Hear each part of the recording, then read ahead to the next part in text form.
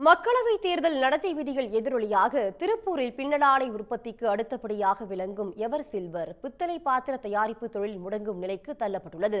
வாங்குவதற்கு வியாபாரிகள் வராததால் உற்பத்தி செய்த கோடிக்கணக்கான ரூபாய் மதிப்புள்ள பாத்திரங்கள் தேங்கி கிடக்கின்றன. இதுகுறித்து விவரிக்கிறது இந்த செய்தி தொகுப்பு.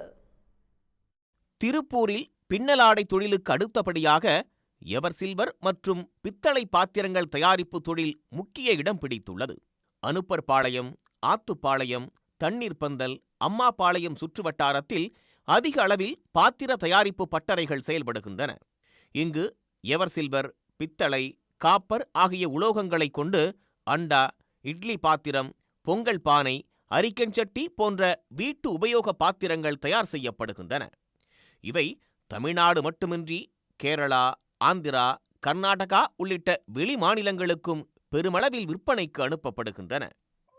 ஆந்திரா, கர்நாடகா, தமிழ்நாடு, கேரளா 4 மாநிலங்களுக்கு எங்களுக்கு பாத்திரங்கள் சென்று கொண்டிருந்தன.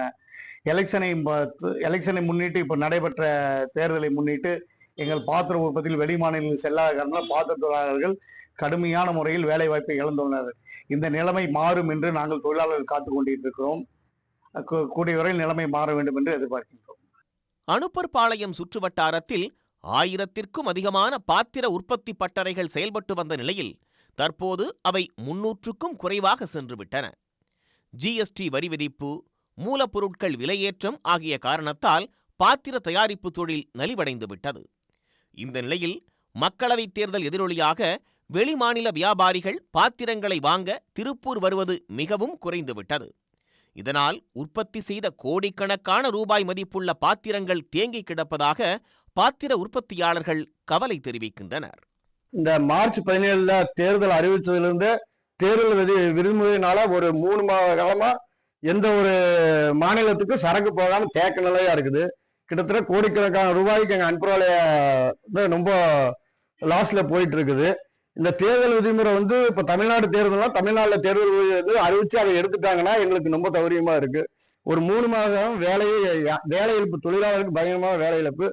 வியாபாரத்திற்காக பாத்திரங்களை வாங்கிச் சென்றால் கூட வாக்காளர்களுக்கு பரிசு தருவதற்காக என்ற சந்தேகத்தில் தேர்தல் பறக்கும் படையினர் பிடித்துக் கொள்வதால் வியாபாரிகள் பாத்திரங்களை வாங்க தயக்கம் காட்டுவதாக உற்பத்தியாளர்கள் தெரிவிக்கின்றனர். வாரத்திற்கு 1 கோடி ரூபாய் வரை வியாபாரம் செய்து வந்த நிலையில் தேர்தல் விதிகளால் வியாபாரம் கடுமையாக பாதிக்கப்பட்டுள்ளதாக அவர்கள் கூறியுள்ளனர். இதனால் பாத்திர தயாரிப்பு பட்டறைகளை நம்பியுள்ள ஆயிரக்கணக்கான தொழிலாளர்கள் வாழ்வாதாரம் இழந்துள்ளனர். எனவே இனிமேலும் தாமதிக்காமல் தேர்தல் முடிவடைந்த தமிழ்நாடு போன்ற மாநிலங்களில் தேர்தல் விதிகளை தேர்தல் ஆணையம் தளர்த்த வேண்டும் என்பதே திருப்பூர் பாத்திர தயாரிப்பாளர்களின் கோரிக்கையாக உள்ளது. உடனுக்குடன் செய்திகளை தெரிந்து கொள்ள சன் நியூஸ் பெல் ஐகானை கிளிக் பண்ணுங்க.